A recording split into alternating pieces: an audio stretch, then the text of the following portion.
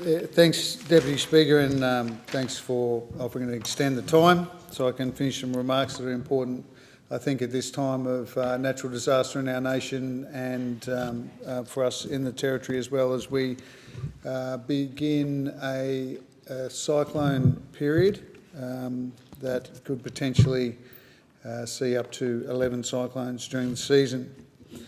At the outset, I just want to acknowledge all the community groups, first responders that are out there, and just families helping families, mates helping mates around our country at this distressing time. My thoughts and prayers are with you all. However, we also understand as a federal government that you need a lot more than just thoughts and prayers.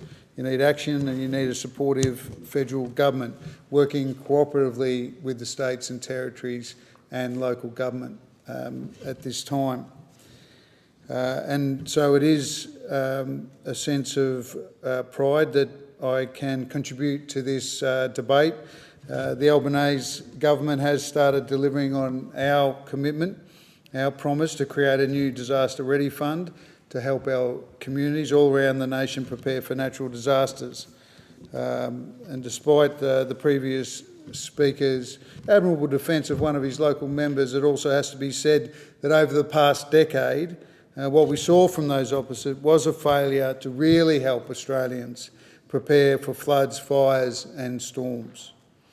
It's hard to think that we had a $5 billion fund sitting there ready to go, and yet it did not spend a cent since it was established in early 2019.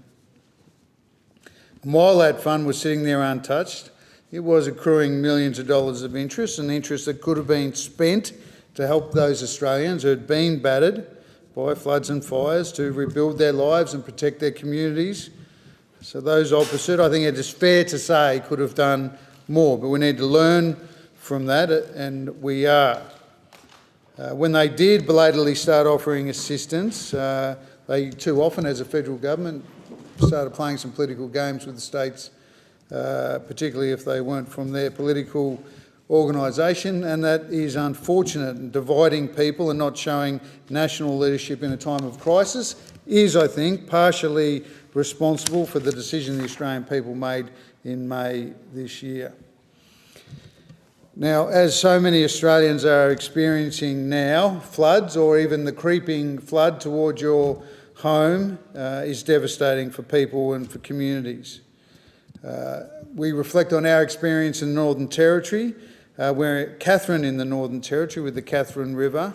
There's really been 7 big or notable floods in the last 100 years, and my wife Kate was in Katherine for the 2006 floods, and she described it as a feeling of creeping dread.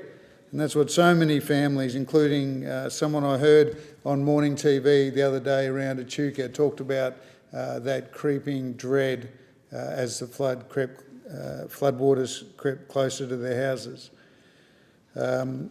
It was a big one, though, in Katherine in late January 1998, where a tropical cyclone, as I said, the Territory is entering the cyclone season. It developed in the Gulf of Carpentaria.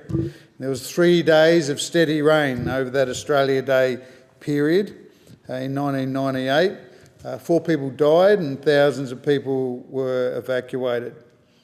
As our Minister for Emergency Management, Senator Murray Watt, has previously said about the arrangements of the former coalition federal government, and I quote, he said it was unconscionable that communities had been left at risk while money was available to keep them safe. And I want to not make a partisan point here, but I do want to thank the Minister for coming to Darwin recently, and we spent some time with the NT disaster response people at the centre, but also want to acknowledge the people at the National Critical Care and Trauma Response Centre who were part of the Northern Territory's response apparatus to natural disasters, both on our homeland and into our region.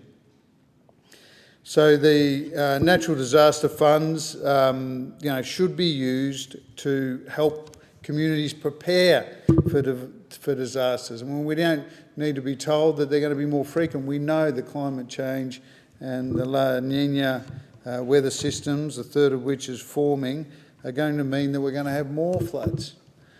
And we're already dealing across our nation with a really wet country.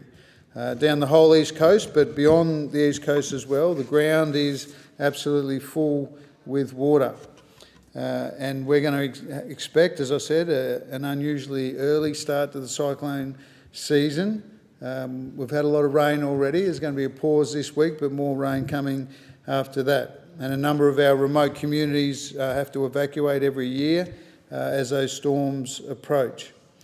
And many top enders also carry the scars of Cyclone Tracy, which honourable members would be aware of, but maybe not aware that almost 50 years ago when Cyclone Tracy hit Darwin, at least 71 people died. All Territorians worry about the future.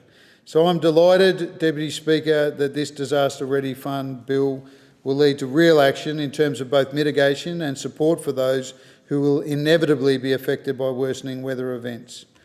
This fund will provide up to $200 million per year to invest in mitigation projects like flood levees that are really needed in places like Katherine, cyclone shelters needed throughout the north, fire breaks and evacuation centres in the Northern Territory and around Australia.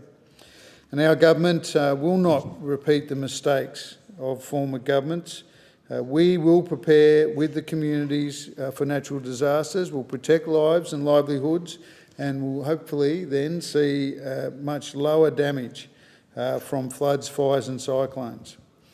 I will note, Deputy Speaker, that in order to deliver security for natural disaster impacted communities, that the government will also honour the 2022-23 Emergency Response Fund commitments that were announced by the former government. Now, that includes $150 million for the New South Wales Northern Rivers region that are being hammered once again, and the $50 million Coastal and Estuarine Risk Management Program, and it's appropriate that they are honoured, of course. And my heart does go out to the people of Lismore and the Northern Rivers area. They've had an incredibly tough time, still recovering from previous flood events. So I want to acknowledge all of those. It doesn't matter what side of politics they're on, but I want to in particularly acknowledge the work of the former member for Page, who is now a New South Wales member of Parliament, Janelle Saffin. She's been working with her community through incredibly difficult period, and our thoughts as Territorians are with the people of Northern Rivers and all around the country where they're facing disaster. We've seen the devastating consequences of not being prepared when natural disasters hit, such like the Black Summer bushfires and the recent floods. As I said, Mr Deputy Speaker, we know there's more to come. We want Australians to be protected as possible to weather those storms, and I'm proud to be associated with this bill. Thank you, Deputy Speaker.